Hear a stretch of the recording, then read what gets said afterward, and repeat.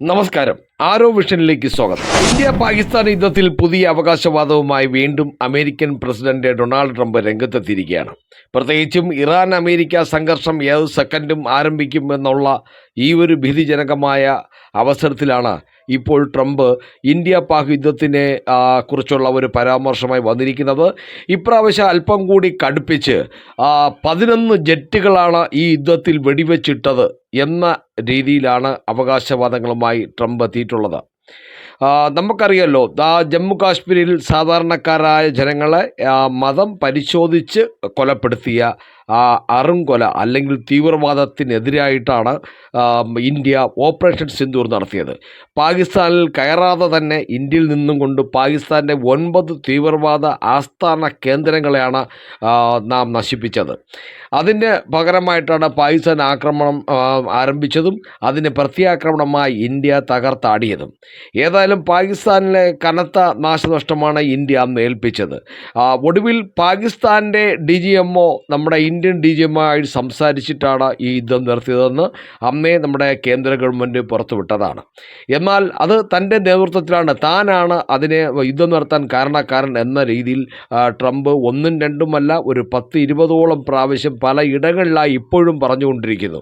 എന്നാൽ ഈ അടുത്ത കാലത്താണ് ഇപ്പോൾ ഏറ്റവും പുതിയ വിവരം.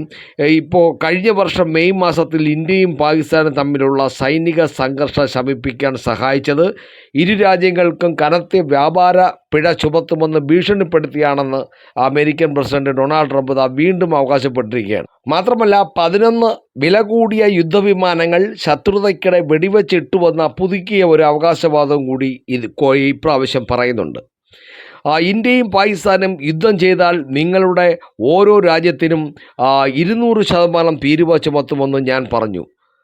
അവർ രണ്ടുപേരും യുദ്ധം ചെയ്യാൻ ആഗ്രഹിച്ചു. എന്നാൽ പണത്തിൻ്റെ കാര്യത്തിൽ അത് പണമല്ല, ധാരാളം പണം നഷ്ടപ്പെടുമ്പോൾ അവർ പറഞ്ഞു നമ്മൾ യുദ്ധം ചെയ്യാൻ ആഗ്രഹിക്കുന്നില്ലെന്ന്. ഏതായാലും US നേതൃത്വത്തിലുള്ള ഗാസ ബോർഡ് ഓഫ് പീസിൻ്റെ പ്രാരംഭ യോഗത്തിൽ സംസാരിക്കവെയാണ് US പ്രസിഡന്റ് ഇങ്ങനെയുള്ള കഥകൾ മെനഞ്ഞുവിട്ടത്. കഴിഞ്ഞ വർഷം ഏപ്രിൽ 26 നമ്മുടെ സാധാരണക്കാരുടെ ജീവൻ അപഹരിച്ച പഹൽഗാം ആക്രമണത്തിന് മറുപടിയായി പാകിസ്ഥാനിലെ തീവ്രവാദ അടിസ്ഥാന സൗകര്യങ്ങൾക്കെതിരെ ന്യൂഡൽഹി ഓപ്പറേഷൻ സിന്ദൂർ ആരംഭിച്ചതിന് ശേഷം ഇന്ത്യക്കും പാകിസ്ഥാനും ഇടയിൽ സമാധാനത്തിന് മധ്യസ്ഥത വഹിച്ചത് താനാണ് ട്രംപ് ഇതിനോടകം പലതവണ അവകാശപ്പെട്ടിട്ടുണ്ട്. വ്യോമാക്രമണം നടന്നുകൊണ്ടിരിക്കുകയാണെന്നും നിരവധി വിമാനങ്ങൾ നഷ്ടപ്പെട്ടുവെന്നും തൻ്റെ പ്രസംഗത്തിൽ ട്രംപ് പറഞ്ഞു. യുദ്ധത്തിനിടെ 11 വളരെ ചിലവേറിയ ജെറ്റുകൾ എന്ന് അദ്ദേഹം പ്രത്യേകം അവകാശപ്പെട്ട യുദ്ധവിമാനങ്ങൾ നഷ്ടപ്പെട്ടു. ആ യുദ്ധം കൊടുമ്പിരി കൊണ്ടിരുന്നു. വിമാനങ്ങൾ വെടിവെച്ച് വീഴ്ത്തപ്പെട്ടു. വളരെ വില കൂടിയ ജെറ്റുകൾ. ഞാൻ അവരുമായി ഫോണിൽ സംസാരിച്ചു. എനിക്ക് അവരെ കുറച്ചൊക്കെ അറിയാം. പ്രധാനമന്ത്രി മോദിയെ എനിക്ക് നന്നായി അറിയാം. ഞാൻ അവരെ വിളിച്ച് പറഞ്ഞു, കേട്ടോ, നിങ്ങൾ രണ്ടുപേരും ഇത് പരിഹരിച്ചില്ലെങ്കിൽ ഞാൻ നിങ്ങളുമായി വ്യാപാര കരാറുകൾ ഉണ്ടാക്കില്ല. പെട്ടെന്ന് ഞങ്ങൾ ഒരു കരാറുണ്ടാക്കി. ഇങ്ങനെയാണ് ഡൊണാൾഡ് ട്രംപ് പറഞ്ഞത്. അതായത് രണ്ട് അയൽക്കാർക്കിടയിലുള്ള സംഘർഷങ്ങൾ രൂക്ഷമായി കൊണ്ടിരിക്കുന്ന ഒരു നിർണായക നിമിഷത്തിൽ ഇടപെട്ട് 25 ദശലക്ഷം ജീവൻ രക്ഷിച്ചതിന് പാകിസ്ഥാൻ പ്രധാനമന്ത്രി ഷഹബാസ് ഷെറീഫ് പരസ്യമായി തനിക്ക് ബഹുമതി നൽകിയതായും നമ്മുടെ ഡൊണാൾഡ് ട്രംപ് വീമ്പിളക്കി. പാകിസ്ഥാനും ഇന്ത്യയും തമ്മിലുള്ള യുദ്ധം അവസാനിച്ചപ്പോൾ പ്രസിഡന്റ് ട്രംപ് 25 ദശലക്ഷം ജീവൻ രക്ഷിച്ചുവെന്ന പാകിസ്ഥാൻ പ്രധാനമന്ത്രി നമ്മുടെ ചീഫ് ഓഫ് സ്റ്റാഫിന് മുന്നിൽ പറഞ്ഞു. ആ യുദ്ധം കൊടുമ്പിരി കൊണ്ടിരുന്നു. ഇതാണ് ട്രംപ് പറഞ്ഞത്.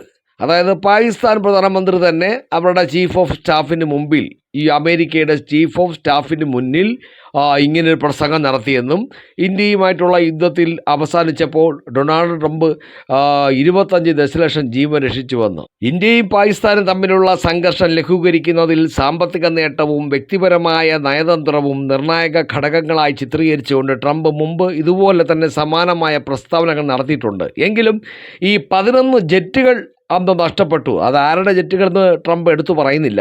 മൊത്തം ആ യുദ്ധത്തിൽ 11 വില കൂടിയ ജെറ്റുകൾ നഷ്ടപ്പെട്ടു, വെടിവെച്ചിട്ടു എന്നാണ് ട്രംപ് പറഞ്ഞത്. ഇന്ത്യ ഈ അവകാശവാദങ്ങളെ വ്യക്തമായി തള്ളിക്കളഞ്ഞു. ശത്രുത അവസാനിപ്പിക്കുന്നതിൽ മൂന്നാം കക്ഷി ഇടപെടൽ വിദേശകാര്യ മന്ത്രാലയം നിരസിച്ചു. 2 അയൽ രാജ്യങ്ങളുടെയും DGMO തലത്തിലാണ് തീരുമാനം എടുത്തതെന്നും വാദിച്ചു. ഗാസയുടെ പുനർനിർമ്മാണത്തിനായി അമേരിക്കൻ പ്രസിഡന്റ് ഡൊണാൾഡ് ട്രംപ് രൂപീകരിച്ചതാണ് ബോർഡ് ഓഫ് പീസ് എന്ന ഈ സമാധാന ബോർഡ്. ഈ ബോർഡിൻ്റെ ആദ്യ യോഗത്തിൽ പക്ഷേ ഇന്ത്യ പങ്കെടുത്തു എങ്കിലും അംഗരാജ്യമായല്ല, മറിച്ച് നിരീക്ഷക രാജ്യമായാണ് ഇന്ത്യ വ്യാഴാഴ്ച നടന്ന സെക്ഷനിൽ പങ്കാളിയായത്. വാഷിംഗ്ടൺ DC-യിലെ ഇന്ത്യൻ എംബസിയിലെ ചാർജ് ഡി അഫയേഴ്സ് നമഗ്യ ഖംബയാണ് ന്യൂഡൽഹിയെ പ്രതിനിധീകരിച്ച് യോഗത്തിൽ സംബന്ധിച്ചത്. Donald J Trump institute of പീസിൽ വെച്ചായിരുന്നു യോഗം നടന്നത്. ഈ യോഗത്തിൽ വെച്ചാണ് ട്രംപ് ഇത്തരം ഗീർവാണങ്ങൾ മുഴക്കിയത് എന്നുള്ളത് ശ്രദ്ധേയമാണ്. ഗാസ മുനമ്പിൻ്റെ പുനർനിർമ്മാണത്തിനുള്ള പ്രധാന വേദിയായി ട്രംപ് അവതരിപ്പിച്ച ഈ സംരംഭത്തിൽ ഇന്ത്യ ഇതുവരെയും ഔദ്യോഗികമായി അംഗത്വമെടുത്തിട്ടില്ല. പാലസ്തീൻ പ്രതിനിധികൾ ഇല്ലാത്ത 27 രാജ്യങ്ങളുടെ കൂട്ടായ്മയാണ് ഈ ബോർഡ് ഓഫ് പീസ് ട്രംപിൻ്റെത്. ഏതായാലും ഇങ്ങനെ സമാധാന ബോർഡ് ഉണ്ടാക്കുകയും ലോകത്ത് സമാധാനം വേണമെന്ന് പറയുകയും സമാധാനത്തിൻ്റെ പ്രധാന ദൂതൻ താനാണെന്ന് ലോകത്തിന് മുന്നിൽ വാവിട്ട് നിലവിളിച്ച് നിരന്തരം പറഞ്ഞുകൊണ്ടിരിക്കുന്ന ഈ അമേരിക്കൻ പ്രസിഡന്റ് ട്രംപ് അതുകൊണ്ട് തന്നെ തനിക്ക് നോബൽ സമ്മാനത്തിന് അർഹതയുണ്ടെന്നും എത്രയും വേഗം നോബൽ സമ്മാനം തനിക്ക് തരണമെന്നും താനാണ് ഈ ലോകത്തെ ഏറ്റവും വലിയ സമാധാന രാജാവ് എന്നൊക്കെ വീമ്പിളക്കുന്ന ഈ ട്രംപാണ് ഓരോ സെക്കൻഡ് ഇടവിട്ട് ഇറാനെ വിറപ്പിച്ചു കൊണ്ടിരിക്കുന്ന ഈ തനി തെരുവ് ഗുണ്ടയുടെ സ്റ്റൈലിൽ ഇറാനെ വിരട്ടിക്കൊണ്ടിരിക്കുന്നത്. ഇതാ എബ്രഹാം ലിങ്കൺ എന്ന ഏറ്റവും വലിയ കപ്പൽ, ഒരുപക്ഷെ അവരുടെ നാട് തന്നെ പറയാം, അതാണ് ആ കപ്പൽ, അവിടെ ഉണ്ട്. ഇറാനെ ഏത് സെക്കൻഡ് അടിക്കാൻ കണക്കാക്കി നിൽക്കുന്നു. പിന്നെ ബാക്കിയുള്ള കപ്പൽപ്പടകൾ വന്നുകൊണ്ടിരിക്കുന്നു. ഈ സമാധാന അന്തരീക്ഷം പാളിയാൽ, അല്ലെങ്കിൽ ചർച്ചകൾ ഫലവത്തായില്ലെങ്കിൽ ഇപ്പോൾ അടിക്കും, ഇന്ന് അടിക്കും, നാളെ അടിക്കും, ശനിയാഴ്ച അടിക്കും എന്നിങ്ങനെ പറഞ്ഞ് വിരട്ടിക്കൊണ്ടിരിക്കുന്നു. ഒരു ഭാഗത്ത് ഈ വിരട്ടലും ആക്രമണവും, മറുഭാഗത്ത് എനിക്ക് സമാധാനത്തിനുള്ള നോബൽ സമ്മാനം വേണം, ഞാനാണ് സമാധാനാകാംക്ഷി എന്ന് പറയുന്നു. ശരിക്കും സത്യത്തിൽ ഇതിലെന്താണ് ട്രംപ്? നിങ്ങൾ തന്നെ തീരുമാനിക്കൂ, കമൻറ്റ് ചെയ്യൂ. അപ്പോൾ മറ്റൊരു വാർത്തയുമായി വീണ്ടും കാണാം. നന്ദി, നമസ്കാരം.